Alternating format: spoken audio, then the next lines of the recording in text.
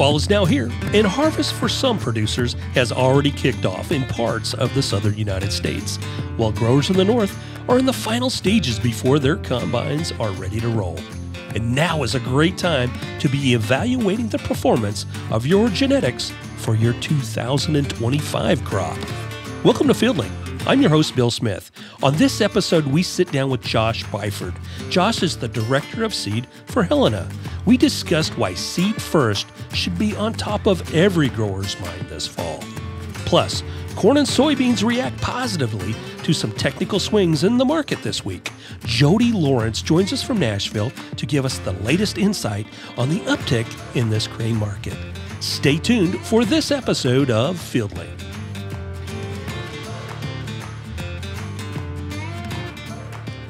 And welcome back to FieldLink. I'm your host, Bill Smith, and joining us today in the FieldLink studio is Josh Byford.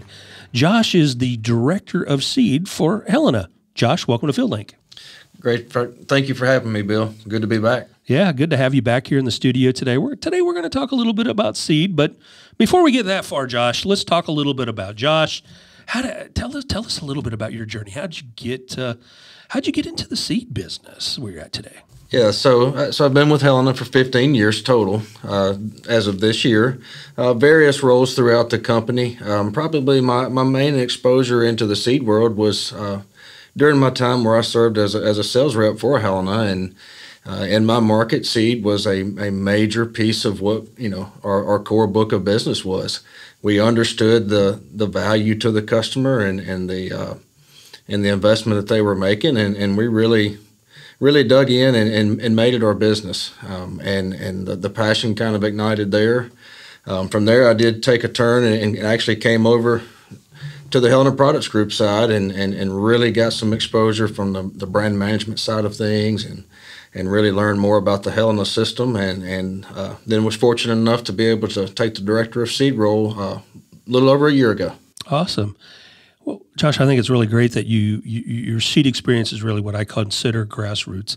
You were working belly to belly with the grower throughout Mississippi, if I recall correctly. Yeah, and working with growers on a day-to-day basis to help them select the right germplasm that fits their farm, and then obviously you carried that journey throughout the rest of your career, and you're working on that today.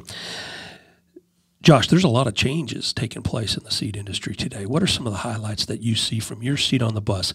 And I think it's important for our listeners to know that Helena's kind of unique in the seed business, aren't we? Absolutely, Bill. We are. So Helena, in a world today of so many other providers out there do have a private label seed brand or their own seed brand. Helena's taken a position here to support those global R&D companies they're out doing the development, doing the research, bringing the top yielding, best genetics, best germplasm, and best technology to the market. And we really feel like this gives us the opportunity to have those really open conversations with our customers and identify what their needs are on a farm-by-farm basis, and really kind of go into a pool of exclusive germplasm and technology and create really the best solution for their overall farm. Yeah, I think that's a really important point for our listeners to understand. There's a reason we don't have a private brand, and as you pointed out, it gives us the ability to pick the best of the best, where that seed, where that germplasm, where the technology might fit on that grower's farm, their field, or their acre, wherever that may be. Absolutely. Whether it's in New England or South Texas or California. And, we know that even with the technology that is out there today, more times than not, yield still wins, those tiebreakers there. Right. But what that allows us to do is we're able to get a look at all the major players out there from a true germplasm standpoint, and really look at those within our retail footprint of our stores, and identify the ones on a local level that are bringing the most yield and quality to the table, and bring those to our customers. Yeah, I think that's a really important point. A part of our strategy is having the right people in line. Tell us about the people that are involved in our seed business for you today, Josh. Yeah, so as with everything within Helena, that retail point of sale is driven by our Helena sales reps and our local stores. They're bringing that local source of knowledge to our customers every day. Supporting those group of people would be our seed specialists that have a larger geography, but they're just that. They're the go-to resource from a Helena standpoint when it comes to the seed business. Going a level above that, we have BU seed managers that really help to keep the programs flowing, keep the information funneling down to our locations on programs, pricing, things of that nature.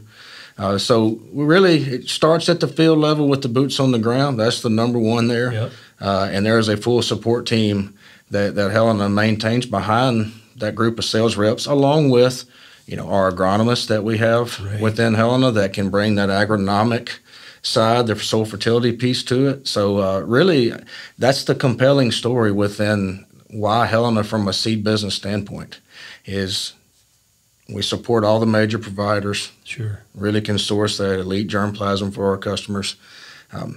We have the agronomic knowledge and agronomic support. Sure. We have the seed specialists that are out there. That's what they do every day, is looking at our test plots, looking at supplier and university test plots and test data, and can really tie it all together to create a whole acre opportunity. Yeah, I think that's a really wonderful point. When you tie all of those resources together between some of the seed specialists that are boots on the ground, the local salesperson and agronomist there at the location, then they tie in that agronomist. Then they can tie also that agri-intelligence specialist in. Absolutely. To tie in, whether it be a product like Seed Strong or, their high ground soil testing. Is this hybrid going to perform on this particular bound of soil is really Absolutely. important. Look, the seed industry is filled with a lot of great minds, across the different companies. We can talk germplasm and technology all day long. Right. But the great thing that Helena can provide to our customers is what you just said. We can deliver, the best yielding corn variety for your market right then and there, but then we can follow that up with a sit down conversation on soil health or just a general fertility plan, and carry that through the season with our agronomist and our agri-intelligence platforms. It really is able to tie it all together. Absolutely. And then you couple in a little bit of Helena products in there to make that germplasm that's probably readily available just a little bit better, right? That's right. Well, Josh, it's that time of year as we're recording this in the fall. We're starting to see the leaves change a little bit. In some parts of the country, we've got combines running. Absolutely. Especially South Texas right now. Things are starting to change a little bit. Now's a good time for growers to be riding with their Helena rep, to be looking at the performance of some of this genetics. Absolutely. Within the seed business, fall is the time to shine there. And you're right, combines are rolling. So far, yields have shown very, very well in most areas. And, we all see what the USDA says as far as, this year's crop. So that's one source of optimism in a world today where sometimes we got to look to find those. But you're right. This is the time of year, you will see Helena sales reps and agronomists in the pickup trucks out on the farms, riding in those combines, pulling those test plots off, getting that yield analyzed. This is the time to start talking about 25. It is. It's 25 is now, especially in the seed business. Absolutely. Lots of technologies changing right now. Mm-hmm. New germplasms being introduced. Josh, what are some tips that you have for, growers that are listening today? What are some things they need to be thinking about here really in the next 30 to 60 days as they're going through this journey? Yeah, so, you mentioned the technology piece. And look, technology today, particularly if you're a soybean and or cotton farmer, there's a little source of uncertainty there of, what we will have available for the 25 season. We still maintain a level of optimism, and look, we want as many technologies in our customers' hands as possible to help control those pests. But we also, this is the time to start sitting down and having those conversations while it's fresh on your mind. Yep. Did my herbicide program, did it achieve what I wanted it to? What would I have done differently from a fertility standpoint? And then, as you said, that yield piece, as the crops are coming off, now's the time to start having those conversations. Right. We know, look, the best germplasm is best for a reason, and that's one everyone's going to start asking for and wanting to order. As with most things, the earlier the better on those conversations. Having those talks with your Helena sales rep. Hey, I am pleased with the performance of this hybrid or variety. I want to make sure my name is on a certain number of bags for next year. Not to mention, in a world of finance today, which is a hot topic on everyone's mind, and most all of these seed suppliers, as well as Helena, there's financing out there for customers. Right. And generally speaking, the earlier commitment that you have, the better rate that you can secure, which all of these companies today are bringing some really, really competitive rates. That's a big time asset to have in your back pocket in our economic times that we're having today. So all of those components, it's a lot. It's a lot happening really in the next 30 to 60 days. And as you mentioned, generally speaking, most of the suppliers, including Helena, has some great options for financing, reserving your orders. And now's the time to be starting to have those conversations and get lined. Absolutely. For 25. Absolutely, Bill. It's every seed program, from an early cash discount to a seed financing to securing the most popular varieties and hybrids. It occurs at least in the next 60 days. And what's really hard for a lot of producers, I think, is they're going, gosh, I just want to get this crop in. I've been dealing with this. I don't know how I'm going to market it. Right now there's about, as I listen to a lot of analysts today, Josh, the 24 crop, there's about 40% of it's actually marketed, and there's going to be a lot out there. So a lot of growers got that on their minds, and they do need to be focusing on that. But boy, think about 25. You're probably going to be planting something. Let's get your name on the best of the best and take advantage of those options. Absolutely. And look, there's a lot of things to consider from a farmer customer standpoint with everything that those guys and gals have going on. Sure. This is where we really feel like Helena can be a real asset here in this space. Let's sit down and discuss your needs, your objectives for next year, and let us put together a plan for you. Right.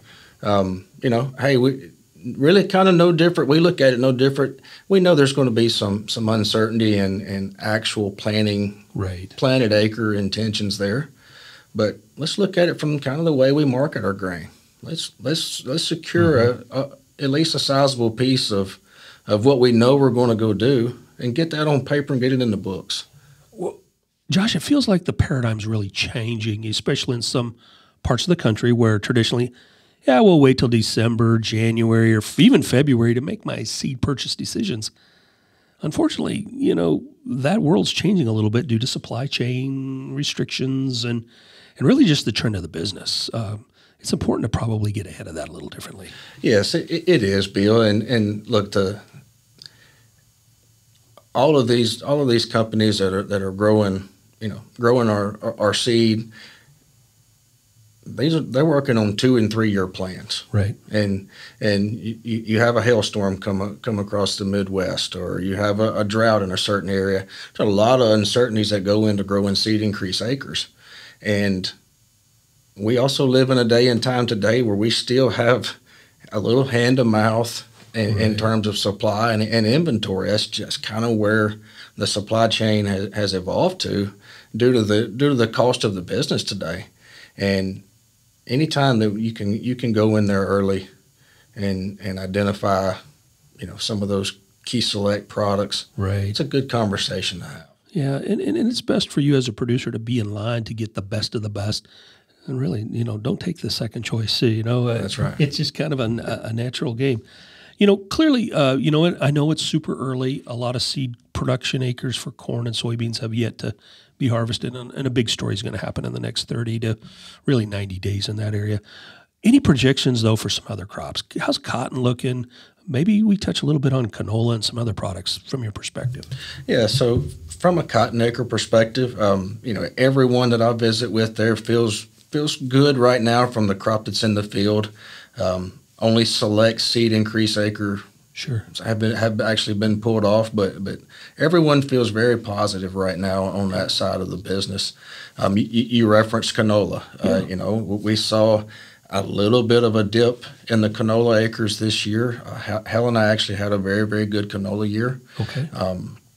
That thing kind of does swing year to year, yep. but so far, from what we hear and see, we feel pretty good about the availability of the right canola products to fit the right acre. Yeah, and that's definitely a product or a crop that's evolving, becoming more and more popular across portions of our northwest part of the country. Absolutely. And as oilseed, the demand for different oilseeds increase and crushing increases, whether it be soybeans or now canola, we could definitely see some impact in that market. Any other changes that you foresee in the seed business, Josh? Any new technologies that you think growers ought to pay attention to and ask our Helena rep about? Yes. So, we started off the podcast, Bill, with, kind of why Helena has taken the direction to support the companies that we support, and it's because of the advancements in the R&D that those companies can bring to the market. When you look at the current landscape today, all of these companies have really, really good technology built into to really good germplasm, right? And it allows us to tailor that solution with the customer on a farm by farm basis based on the pest and the stress that they encounter. And when I look out, over the next 4 to 6 years, and maybe even 8 years, there's a lot of really exciting advancements that are on the way from an insect protection standpoint, from a herbicide standpoint, and that's the advancements that those companies bring to the market that really fuel our future within the seed business. And there's some really, really good things that all of the major companies are preparing. So they're doing their R&D work now, doing their field trial work, and there's reason for optimism there for sure. Yeah, definitely a lot of evolution. Sure. It's been happening since the early 90s, back when I was in the seed business, but it continues to evolve. Of course, technology's changing. Government policy is influencing a lot of these changes as well. And there's certainly a lot of great opportunities from a sustainability standpoint, absolutely, moving forward in the seed business. And ultimately, Josh, what I'm hearing you say is it's really important for that local producer to have that relationship with their Helena representative, because they are the conduit to really all of these global seed providers that are providing solutions for their growers at the farm gate. Absolutely. So, Josh, really the next 30, 60 days here as we record this on the front end of September, we kind of have this internal initiative. We call it Seed First, and it's really wrapping our head around this mentality of really everything starts with seed.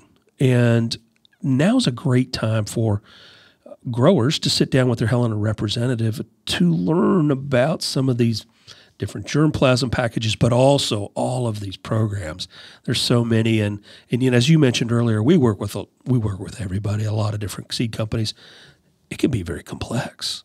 Absolutely, Bill. There's no shortage of complexity in the seed business, and as we really, really take on that seed first approach to the business of leading with the seed discussions with our customers right now. Mm-hmm. That's where the support staff and the training goes to equip our salespeople that are on the turn road at the farm gate with our customers to help remove some of that complexity, not only across germplasm and making those critical choices, but also the other layers that go into the business side of the seed purchase, financing, making sure that you're setting yourself up for the best opportunity to make that purchase. Yep. That's the value of the Helena sales rep is they have all those sources of information. They're going to be on the farm, and they can help to kind of unpackage some of that and really work with you to get you in the best spot. Yeah, I think that's a great point because, certainly, some producers may have 2, 3, 4 different organizations that they're drawing germplasm from, but to weave through that mystery of, hey, our best option is here from a financial standpoint, as well as genetics, performance, weaving through that mystery it can be a task. Oh, it's absolutely a task. It absolutely is. That's why number one, it's critical to start having that conversation now. Yeah. Okay. And number two, that still gives us time to build out those plans based off of this year's yield that's coming off the field, and really, like I said, untie all those nuances to the seed business. Sure. And really put it back together for you in a customizable offer that works for your operation. Yeah. It sounds like a great concept, leading with seed first right now and having that tied together to make the rest of those production decisions as needed for their farm, their field, and their acre. We talked a lot about some of the advantages of growers doing business with Helena, from our seed specialists, our boots on the ground, our local folks that are really, really well trained in genetics, and as well as technology. We talked about the importance of agronomy. We talked the importance about agri-intelligence. The one area that we haven't quite touched on is the value that Helena products bring to the seed business as well. And one of those products, we have a whole line of seed treatments, and you're very well aware of that. But we've got a new product this year called QuickShot. Josh, from your perspective as the director of seed, how does QuickShot going to impact growers at the farm gate this year? Yeah, it's really a natural flow, Bill. When you talk about all the things we've discussed of hybrid and variety selection and all the package options, QuickShot really it flows right in there.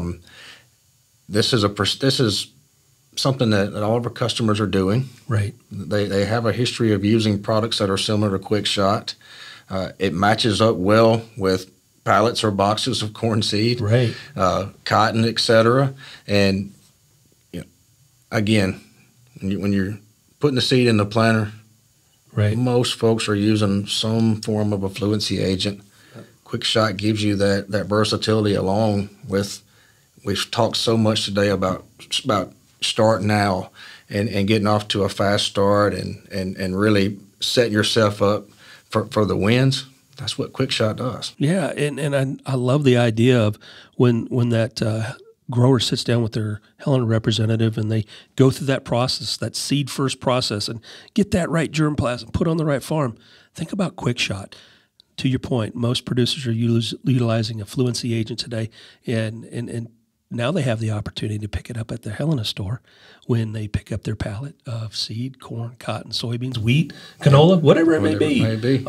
This will certainly help that efficiency factor and give them that extra nutrient package to kind of help that seed germ plasm along their journey a little quicker. Absolutely.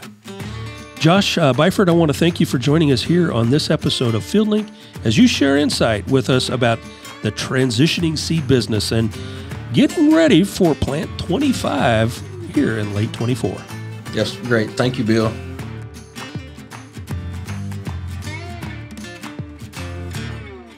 And welcome back to FieldLink, and I'm your host, Bill Smith, and joining us from Nashville is Jody Lawrence. Jody, hey, the grain market's hit over $4 for corn, and we got the 10 number for soybeans. What's going on in the grain markets today, Jody? Well, hope everybody had a great Labor Day break. We've just got some strength developing. Everyone was really concerned going into September 1st notice day when the deliveries against the September contracts started last Friday that the farmer selling rush was just going to overwhelm the market. But it looks like the farmers have done a really good job of either finding some places to store it, or they sold more along the way than the market anticipated. And without that rush to the exits of selling to be ready for the start of harvest, the market started to realize that we might need to rally. What we were trying to sell into isn't developing. And then as that short covering started with the funds, you got a nice little technical bump. You had great reversals on the weekly charts for new crop corn, beans, and then wheat. And we're back over $4 and $10. Beans have rallied almost 60 cents. during the course of this. Some of it is the late heat. And now it's going to be cool this week, unseasonably cool. I saw some lows in the high 30s and low 40s for several days in the upper Midwest. But the dryness that the season is ending on is probably trimming a few bushels off, both corn and beans. It's just going to be a matter of how much that, do we take beans down a half a bushel or a full bushel? So the market's trying to figure that out. And right now, it's just a good time to add a little risk premium to it. Well, definitely from a psychological standpoint, it's nice to see those numbers creeping up a little bit. And certainly growers can take some action as they see fit based on, their business needs. And you're right. Weather patterns are shifting a little bit, starting to hear the winter forecast, a potential transition in weather. It could be a little wetter year in the Midwest and the Pacific Northwest this year based on La Nina and some transitions in that area. Yeah, and where we're kind of closely watching that is we are seeing the driest South American and Brazilian winter in several decades, and it's already started to slow the very early planted bean progress. And if the monsoon doesn't develop and we get that La Nina, El Nino transition that continues the winter heat and dryness into their spring and early summer, then beans can really become very interesting, just like we always know, with Brazil and Argentina producing almost 6.5 billion bushels worth of beans. The loss of 400 million bushels would be a big deal. And also the dryness and where the price is going to impact some decisions on will Brazil expand their acreage of beans, the 2 to 3% that we had anticipated. And right now it's kind of a coin flip, because I certainly wouldn't want to be planting a new crop at a break even in really, really dry conditions. Right. And of course, you couple that, that weather pattern challenge in South America and just the overall global demand for foodstuffs right now, grains. It's an interesting dynamic. Are we starting to see China pick up some imports as a whole, or is their market just starting to continue, I should say, flatten out, Jody? Well, I'm glad you brought that up, because China was announced this morning again as a flash buyer of beans, and they have really been a constant presence for about the last 2.5, 3 weeks. And the U.S. bean export demand was way behind for what the USDA was anticipating for the 24-25 years. But as we keep moving forward and they're buying a cargo here and a cargo there, it really tells us a couple things: that China is always going to be using beans and be the world's largest user of them, regardless of what's going on with their economy, because we've seen it at basically the COVID economic lows for them, and now it continues to tick up. While they are still buying a majority of their beans from Brazil, this does tell us that Brazil's probably just about out of beans, that the U.S. should be in that first position on exporting to China for the next several months into early 25. Yeah, definitely a lot of transition there. And it is, to your point, Jody, it sends a good signal to American producers that maybe Brazil's running out of soybeans on that supply, if the Chinese are in fact reaching out to the U.S. for supplies. And that we're hopeful that that's what it is, because remember, the USDA is still about 9 million metric tons, or roughly 250 to 280 million bushels above Brazil's own internal expectations for their crop that they just harvested. And that would indicate, if you see their basis levels rising, if you see China coming to the U.S., very, very likely we are seeing that Brazil's crop is smaller than the USDA has wanted to admit. So tell us a little bit about, let's transition now, Jody, to, we hit corn and soybeans. What about wheat? It didn't follow the trend this morning, kind of like corn and beans did it? Well, wheat is really stuck in the overproduction from Russia and Russia's ability and willingness to just sell it at bargain basement prices. Russia still has so much wheat from last year's harvest that they're trying to empty their bins as they head into their fall harvest of their crop, which we know is going to be smaller because it's been much hotter and much drier in the entire Black Sea grain belt than in previous years. So wheat may take a little bit longer to bottom if we can put one in, but we're going to pay real close attention to Russia's cash price. And if they start to tick up, a dollar a metric ton, $2 a metric ton, then all of a sudden we can probably see wheat kind of take over a leadership position, maybe for a 40, 50 cent rally, which would be very helpful to corn, because corn is going to need all the help it can get if our crop is indeed a record 182 plus national yield. Jody, we've said it time and time again on this episode on the FieldLink podcast, but everything we talked about today truly does point out that the U.S. producer has really transitioned into a global market. And it's important for us to be globally wise of what's going on around the world today, probably more so than it has been in many, many, many, many years. Absolutely, because we're part of it. You look at the competition that we get from everywhere, Russia and wheat, South America and beans, Argentina, their corn crop certainly figures into it, although the U.S. is still far and away the largest producer. But we were on the tour for all the field days over the past couple weeks and had a good chance to visit with Scott Detman from Helena. And he had a slide in his presentation that really tells everybody what you need to know, and that the U.S. only buys 10% of the world's fertilizer these days. And you would think that it would be a substantially larger portion. And over the past 50 years, it's shrunk from about 27, 28% down to 10.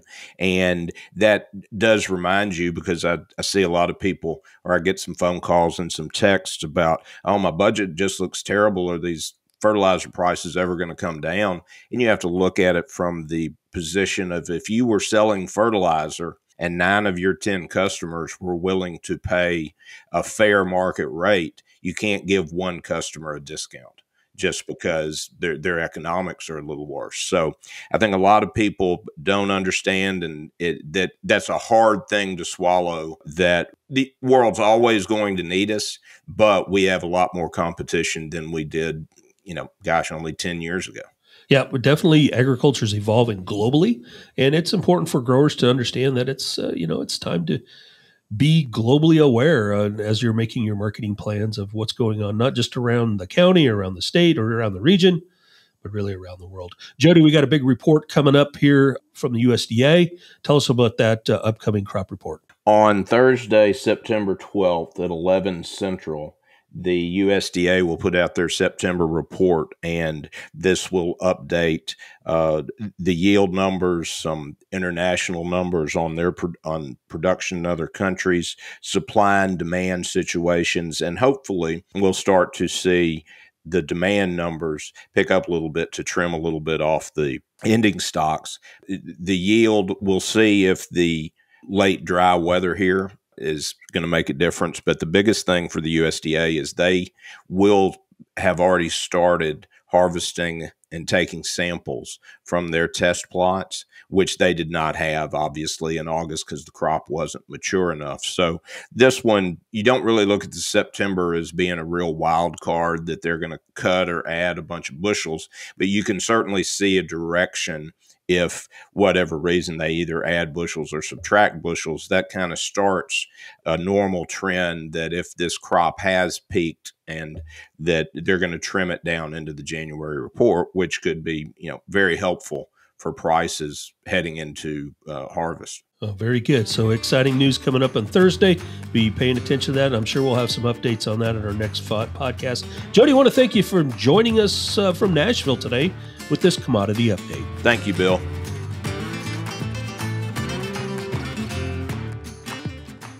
Thanks for joining us on this episode of FieldLink. Be sure to contact your Helena representative to learn more about Seed First and how QuickShot can impact your seed's performance in 2025.